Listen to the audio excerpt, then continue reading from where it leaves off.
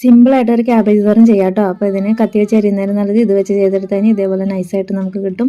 എന്നിട്ട് നമ്മൾ ഇതിനകത്തേക്ക് കുറച്ച് തേങ്ങാപ്പൊടി ചേർത്ത് കൊടുക്കുക, കുറച്ച് ജീരകപ്പൊടി ചേർത്ത് കൊടുക്കുക, കുറച്ച് മാത്രം മഞ്ഞൾപ്പൊടി ചേർത്ത് കൊടുക്കുക, 2 അല്ലി വെളുത്തുള്ളി ചേർത്ത് കൊടുക്കുക, ആവശ്യത്തിന് ഉപ്പ്, വേപ്പിൻ്റെ ഇല, പച്ചമുളക് ആവശ്യത്തിന് ചേർത്ത് കൊടുക്കുക. ഇത് എരിവില്ലാത്ത പച്ചമുളക് ഇതാണ് ഇത്രയും ചേർത്തേക്കുന്നത്.